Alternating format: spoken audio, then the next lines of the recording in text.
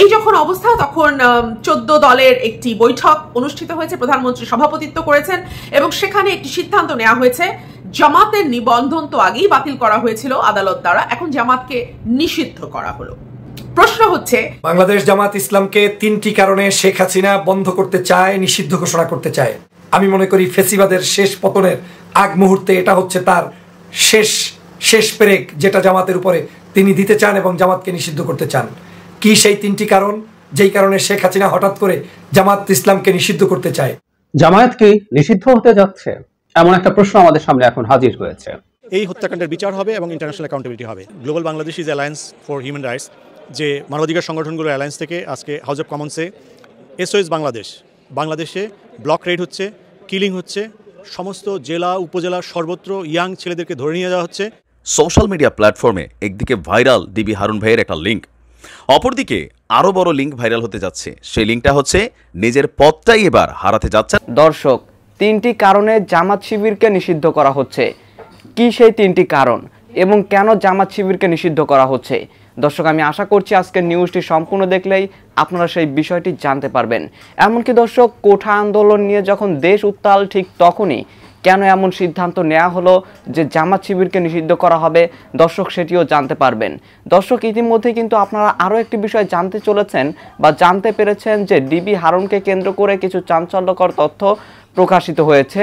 14 দলের যে বৈঠক, সেই বৈঠকে সেখানে কিন্তু ডিবি হারুনকে নিয়ে প্রধানমন্ত্রীও কিছু মন্তব্য করেছেন, যার মধ্যে একটি হলো তাকে বরখাস্ত করা হতে পারে।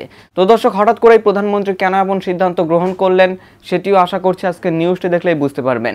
তো প্রিয় দর্শক, আমি আর বেশি কথা বাড়াবো না। আমি ভিডিও শুরুতে আপনাদের আরও যেই ভিডিওগুলোর অংশবিশেষ দেখিয়ে শুরু করেছিলাম, সেই ভিডিওগুলোর বিস্তারিত আলোচনা দেখাবো। তবে তার আগে বলি, যারা এখনও চ্যানেলটি সাবস্ক্রাইব করেননি সকলে চ্যানেলটি সাবস্ক্রাইব করে পাশে থাকা বেল আইকনটি বাজিয়ে দিবেন। আর যারা ইতিমধ্যে সাবস্ক্রাইব করে রেখেছেন তাদের সকলকে অসংখ্য ধন্যবাদ।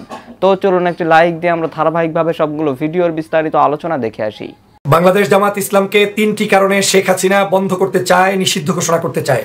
প্রথমত, আমি এই সিদ্ধান্তের তীব্র নিন্দা জানাই বাংলাদেশের সকল জনতার পক্ষ থেকে। আমি মনে করি ফেসিবাদের শেষ পতনের আগ মুহূর্তে এটা হচ্ছে তার শেষ পেরেক, যেটা জামাতের উপরে তিনি দিতে চান এবং জামাতকে নিষিদ্ধ করতে চান। কি সেই 3টি কারণ যেই কারণে শেখ হাসিনা হঠাৎ করে জামাত ইসলামকে নিষিদ্ধ করতে চায়? প্রথম কারণটি হচ্ছে, আপনারা জানেন গত কয়েকদিন পর্যন্ত বাংলাদেশের নাগরিকদের উপরে যে অত্যাচার, জুলুম, নির্যাতন, নিপীড়ন চালিয়েছে, এই জুলুম, নির্যাতন, নিপীড়নকে ঢাকতে প্রায় 300-400 মানুষ এখন পর্যন্ত হত্যা করেছে। এই হত্যার দায়ভার আওয়ামী লীগ না নেওয়ার জন্য সারা পৃথিবীতে আওয়ামী লীগের ব্যাপারে যে সিসি রব উঠেছে, এই রবকে মোছার জন্য সারা বাংলাদেশের মানুষ যে আওয়ামী লীগের বিরোধিতা করছে, সেই বিরোধিতাকে ভিন্নভাবে প্রভাবিত করার জন্য শিক্ষার্থীদের আন্দোলনে যে সারা বাংলাদেশের মানুষ স্বতঃস্ফূর্ত অংশগ্রহণ করেছে, সেই অংশগ্রহণকে ভিন্ন খাতে প্রভাবিত করার জন্য আজকের এই গাড়িগুড়ি পুড়িয়ে সরকার যে সমগ্র বাংলাদেশের খুনকে জায়েজ করতে চেয়েছে, শহীদদের সাথে তামাশা করছে, শহীদি পরিবারের সাথে তামাশা করছে, শিক্ষার্থীদের সাথে তামাশা করছে। এক বাক্যে গত 7 দিনে ঘটে যাওয়া এই নির্মমতা, এই নিষ্ঠুরতা, এই অপকর্মটি মুছে ফেলার জন্য, জনগণকে ভিন্ন জায়গায় কনভার্ট করে দেওয়ার জন্য, তথা আপনার এতগুলো মানুষ মেরেছে, এই মানুষগুলোর ইতিহাস আর আপনার কাছে থাকবে না, জনগণ এ নিয়ে আর ব্যস্ত থাকবে না, জনগণ কোনো অবস্থায় এটা জানবে না। জনগণ এখন নতুন একটি ইস্যু পাবে, সেটা হচ্ছে জামাত ইসলাম নিষিদ্ধ। এটা হচ্ছে শেখ হাসিনার পরিকল্পনার নাম্বার 1, যেটা দিয়ে তিনি তার সকল পাপ মোচন করার জন্য নিয়ত করে বসে আছেন। সেটা হচ্ছে এই কাজটি, যেটা হচ্ছে 3 কারণের 1 নম্বর কারণ, যে বর্তমান সময়ের এই প্রবলেম থেকে উত্তরণের জন্য জামাতকে নিষিদ্ধ করতে চায়। দ্বিতীয় যে কারণটি হচ্ছে, আপনারা জানেন ফেসিবাদ এই শেখ হাসিনার বিরুদ্ধে সারা বিশ্বব্যাপী জনগণ ইতিমধ্যেই জাগ্রত হয়েছে। পৃথিবীর সমগ্র অ্যাম্বাসিগুলোতে বাংলাদেশ জামাত ইসলাম সহ বিরোধী মতের সকল রাজনৈতিক দল তারা এই ফেসিবাদ শেখ হাসিনার বিরুদ্ধে গর্জে উঠেছে। দলমত নির্বিশেষে সবাই মিলে শেখ হাসিনার পতন চেয়েছে এবং বিশ্বের কাছে আজকের বাংলাদেশের শেখ হাসিনাকে সবচাইতে একটি জঙ্গিবাদী রাষ্ট্র ব্যবস্থা বলা হয়, জঙ্গিবাদী শাসক বলা হয় এবং শেখ হাসিনাকে একজন ফ্যাসিস্ট এবং বাংলাদেশের একরোখা রাষ্ট্র শাসক বলা হয়। সে কারণে তার ইমেজ এমনভাবে ডাউন হয়েছে যেই ইমেজকে তিনি আর তুলতে পারছেন না। তিনি মনে মনে ভাবছেন যে এই বাংলাদেশে যদি এখন নতুন করে আবার একটি খেলা শুরু করে দেওয়া যায়, সেটা হচ্ছে জামাত খেলা। এই জামাত শিবিরকে জঙ্গিবাদের ট্যাগ লাগিয়ে তাদেরকে সমস্ত মানুষের এই যে বাংলাদেশের প্রবলেম হচ্ছে এই প্রবলেমগুলো জামাতের উপরে চাপিয়ে দিয়ে বিশ্বের কাছে এটাকে প্রকাশ করতে চায় যে বাংলাদেশে জামাত ইসলাম নামক এই সংগঠনটি বাংলাদেশের মানুষের কোনো সংগঠন নয়, এই সংগঠনটি জঙ্গি, এই সংগঠনটি খারাপ, এই সংগঠনটি ইসলাম, এই সংগঠনটি দাড়িওয়ালা, এই সংগঠনটি টুপিওয়ালা, এই সংগঠনটি আগামী দিনে বাংলাদেশকে নষ্ট করবে, দখল দিবে, বিপ্লব ঘটাবে। এই ধরনের বিভিন্ন মিথ্যাচার, বিভিন্ন শব্দ প্রয়োগ করে বিদেশিদের কাছে জামাত ইসলামকে আজকের আলোচনায় এনে জামাতকে চাপে রেখে আওয়ামী লীগ ক্ষমতা দীর্ঘায়িত করতে চায়। আওয়ামী লীগের এখানের উদ্দেশ্য হচ্ছে যে কোনো মূল্যে বিদেশের কাছে যদি জামাত ইসলামকে হাইলাইট করা যায় জঙ্গি হিসাবে, তাহলে মনে করছেন আওয়ামী লীগ যে হয়তোবা তারা এইবারে পার পেয়ে যাবে এবং এই জামাতকে নিয়ে বিশ্বব্যাপী মানুষ ব্যস্ত থাকবে আর আওয়ামী লীগ ক্ষমতায় থাকবে। এইটা হচ্ছে তাদের দ্বিতীয় চিন্তা।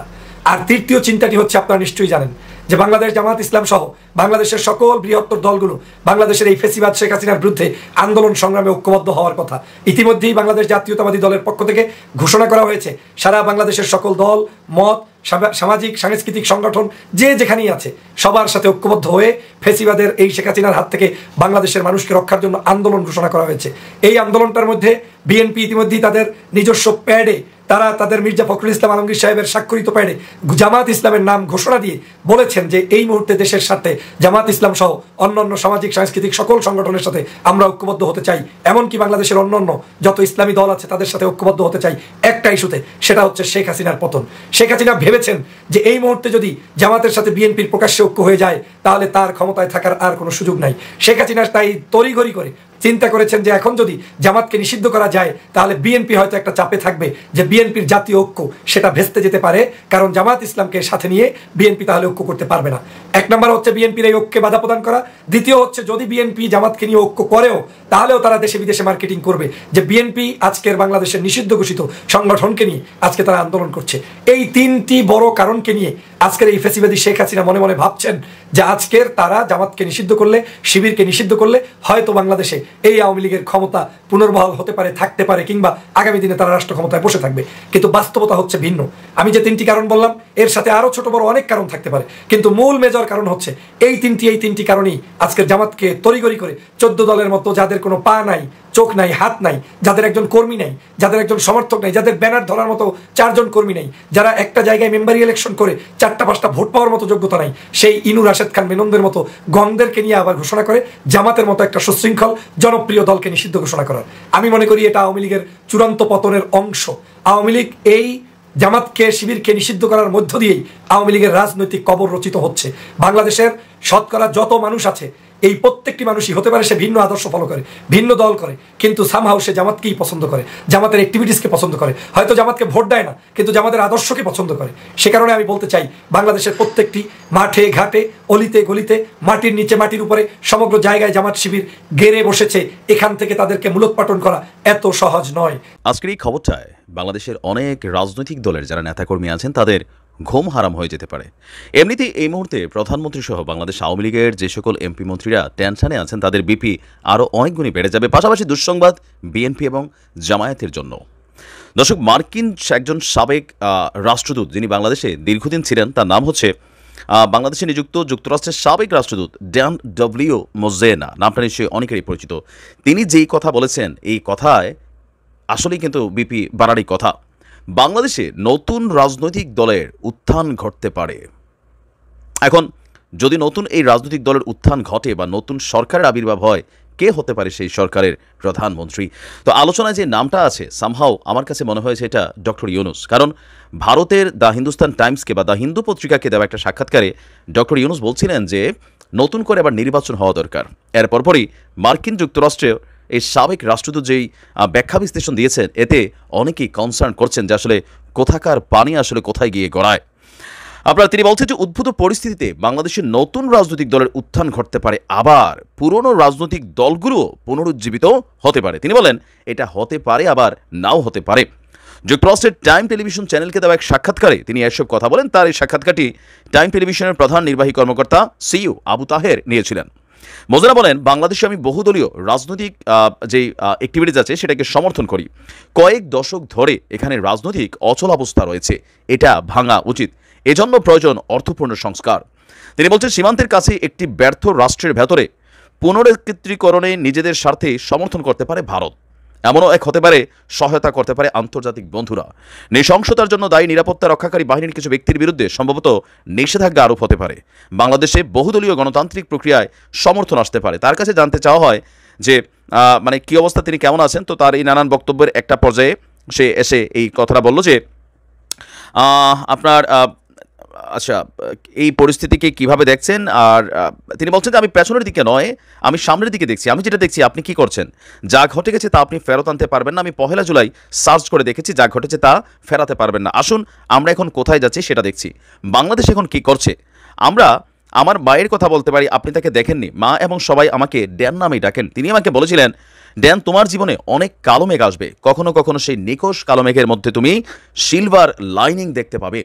1 জুলাই সেই কালো মেঘ দেখতে পেয়েছি আমি। আমার মায়ের কথা মনে হয়েছে এই ভয়াবহতার মধ্যেও কোনো ভালো কিছু থাকতে পারে, যা দেশের জন্য অধিকতর ভালো কিছু হবে।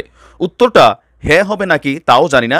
গত সপ্তাহে যে ভয়াবহতা দেখেছি তা হয়তো হতে পারে বাংলাদেশের কয়েক দশক ধরে অচল রাজনৈতিক জ্যামকে ভাঙতে সহায়ক। আপনি জানেন আমি কী নিয়ে কথা বলছি, এর প্রেক্ষিতে আমি কি ধারণা করছি সেটা শেয়ার করতে পারি। আমি নিশ্চিত এই ভয়াবহতা বাংলাদেশের জন্য ভালো কিছু নিয়ে আসবে। হতে পারে এটা একটা ব্যর্থ চর্চা, আমি এই বিষয়ে নিশ্চয়তা দিতে পারি না। প্রথমত সর্বোপরি আজই এসব বন্ধ করুন, জাস্ট বন্ধ করুন। একথা বলতে বলতে ড্যান মোজেনা অনেকটা হতাশা তার মুখে ফুটে ওঠে। তিনি ইংরেজিতে বলেন, today it must be stop, just stop. সেনাবাহিনীকে তার ব্যারাকে ফিরে যেতে হবে, প্রত্যেককে তাদের কাজের জায়গায় ফিরতে হবে, ইন্টারনেট মুক্ত করে দিতে হবে, বিশ্ববিদ্যালয়গুলো খুলে দিতে হবে, আটক ছাত্রদের ছেড়ে দিতে হবে। এটা গুরুত্বপূর্ণ যে বিশ্বাসযোগ্য, নিরপেক্ষ, ক্রেডিবল, ইন্ডিপেন্ডেন্ট তদন্ত শুরু করতে হবে। তাতে পরিষ্কার করতে হবে কি ঘটেছিল এবং পরিষ্কার করতে হবে যে কোন অপরাধের জন্য কে দায়ী। কেউ তো ওইসব মানুষকে হত্যা করেছে, আমি জানি না। আপনি রংপুরের আবু সাইদের ঘটনার ভিডিওতে দেখেছেন, কেউ তো তাকে হত্যা করেছে। আমি মনে করি তাদেরকে জবাবদিহিতার আনা উচিত। কংক্রিট স্টেপ আছে যা শুধু সরকারকে নয় সবাইকেই অল্প সময়ের মধ্যে নিতে হবে। এরপর আসুন বৃহত্তর পরিসরে। আমি একজন আশাবাদী মানুষ। বাংলাদেশে কয়েক দশক ধরে রাজনৈতিক অচল অবস্থা আছে, এটাকে ভাঙতে হবে। গণতন্ত্রের এই ধারায় নতুন রাজনৈতিক দলের উত্থান ঘটতে পারে। এমনও হতে পারে যে পুরনো রাজনৈতিক দলগুলো নিজেরাই পুনরুজ্জীবিত হবে। দর্শক, আমি আশা করছি আপনারা সকলেই অত্যন্ত মনোযোগ সহকারে সবগুলো ভিডিওই দেখেছেন। এমনকি দর্শক, যদি এই ভিডিওগুলো সম্পর্কে আপনাদের কোনো মতামত থেকে থাকে তাহলে তো অবশ্যই জানাবেন। দর্শক, নিউজটি শেষ করছি এখানেই। ফিরছি পরবর্তী নিউজে নতুন কোনো টপিকে। আল্লাহ হাফেজ।